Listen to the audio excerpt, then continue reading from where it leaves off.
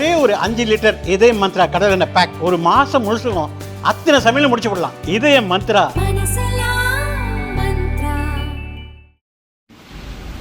பாட்டாளி மக்கள் கட்சியை பொறுத்தமட்டிலும் அது அவர்களுக்குள்ளாவே நடைபெறுகிற உள்கட்சி. அதை பற்றி பாரதிய ஜனதா கட்சியை கருத்து சொல்வதற்கு ஏதும் இல்லை. அதாவது பாட்டாளி மக்கள் கட்சியை பொறுத்தமட்டிலும் ஏற்கனவே கூட்டணி வைத்து தேர்தல் முடிந்து இது பிறகு ஒரு ஓராண்டு காலத்துக்கு மேலாக இப்போது ஆகிவிட்டது. அப்பொழுது அவர்கள் யார் யார் என்ன பேசினார்கள், என்ன நடந்தது என்பது அது யூகிக்க முடியாது, எங்களால் சொல்ல முடியாது. இப்பொழுது அவர்கள் சில கருத்துக்களை சொல்லியிருக்கிறார்கள். அந்த கருத்துக்கு எங்களை பொறுத்த மட்டும் பதில் கருத்து எதுவும் சொல்வதற்கு இது தேர்தலுக்கு இன்னும் ஓராண்டு காலம் இருக்கும். எங்களது கூட்டணியை பொறுத்த மட்டும் இன்னும் கட்சிகள் வரலாம், வரக்கூடிய காலம் சூழ்நிலையில் இருக்கிறது. இருந்தாலும் எங்களுடைய கூட்டணி மட்டும்தான் வெல்லும். என்டிஏ கூட்டணி நிச்சயமாக வெல்லும். இன்றைக்கி ஆளுங்கட்சி திராவிட முன்னேற்ற கழக முதலமைச்சர் என்னதான் சொன்னாலும் 200 என்று சொன்னாலும் ஒன்றை மட்டும் அவர்கள் புரிந்து கொள்ள வேண்டும். திமுக எப்போதாவது ஜெயிக்கக்கூடிய கட்சி. ஆனால் நாங்கள் எங்களுடைய கூட்டணி உறுதியாக ஜெயிக்கக்கூடிய கட்சி. ஏன்னா பார்த்தீங்கன்னா 69 எம்ஜிஆருடைய மறைவுக்குனால அதிமுக 2ஆக இருந்தது. அன்னைக்கு திமுக ஆட்சிக்கு வரும். ஒரு 91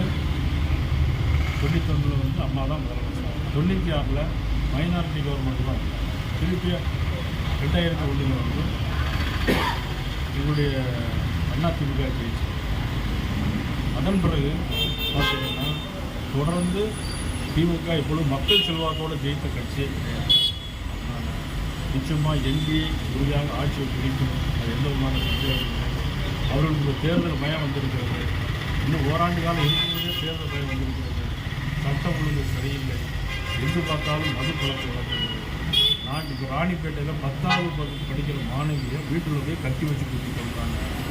அண்ணா யூனிவர்சிட்டியில் போய் சார் அப்படிங்கிறாங்க. அந்த சார் யாருன்னு எனக்கு தெரியுதுனாலே 157 நாளையிலே இன்றைக்கி தீர்ப்பு வந்திருக்கிறது. அந்த சாரை பற்றி அந்த தீர்ப்பில் குற்றப்பத்திரிகை இதெல்லாம் மூடி மறைச்சிட்டு இருக்காங்க. போதை வழக்கு பொருட்கள் சட்டம் செய்கிறது எல்லாமே திமுக நடைபெற்று வந்திருக்கிறது. ஆகவே தான் உறுதியாக நான் சொல்கிறேன், எங்களுடைய கூட்டணி நிச்சயமாக மாண்புமிகு அமைச்சர் அவர்களுக்கு நான் சொல்கிறேன், வீணாக ஒன்றும் பணி சொல்லவில்லை. போதைப் பொருள்னால தானே அந்த ராணிப்பேட்டையில் 10வது படிக்கிற மாணவியை கத்தியால் இன்னைக்கு ஈரோடில் வடக்கு மாவட்டம் தெற்கு மாவட்டத்தில் பார்த்தீங்கன்னா தோட்டத்தில் யாரும் அங்கே குடியிருக்க முடியாது. வயதான பெண்களை கைகளை துண்டு துண்டாக வெட்டுறாங்க. 15 மேற்பட்ட கொலைகள் இன்னும் வரை அதை கண்டுபிடிக்கிறாங்க. அதை நாங்கள் இது குற்றமாக சொல்லவில்லை, நடந்தது தான் சொல்கிறோம். எல்லாமே போதைப் பொருள் தான். ஆனால் இன்றைக்கி பார்த்தீங்கன்னா அங்கே வந்து யாரையோ பிடிச்சி வச்சு குற்றமே செய்யாத ஆட்களை தான் குற்றம் செய்யாத சொல்லி அந்த கேஸை மூடி மறைக்கிறதுக்காக இன்றைக்கி ஈரோடு மாவட்டத்தில் நடந்த கொலைகளை மறைக்கிறதுக்காக இப்படியெல்லாம் மூடி மறைச்சி பண்ணியிருக்கிறாங்க. உண்மையான குற்றவாளிகள் அவர்கள் கண்டுபிடிக்கவே இல்லை. பாட்டாளி மக்கள் கட்சியை பொறுத்த மட்டும் அது அவர்களுக்குள்ளாவே நடைபெறுகிற உள்கட்சி. அதை பற்றி பாரதிய ஜனதா கட்சியை கருத்து சொல்வதற்கு ஏதும் இல்லை. அதாவது பாட்டாளி மக்கள் கட்சியை பொறுத்த மட்டும் ஏற்கனவே கூட்டணி வைத்து தேர்தல் முடிந்து இது பிறகு ஒரு ஓராண்டு காலத்துக்கு மேலாக இப்போது ஆகிவிட்டது. அப்பொழுது அவர்கள் யார் யார் என்ன பேசினார்கள், என்ன நடந்தது என்பது அது யூகிக்க முடியாது, எங்களால் சொல்ல முடியாது. இப்பொழுது அவர்கள் சில கருத்துக்களை சொல்லியிருக்கிறார்கள்.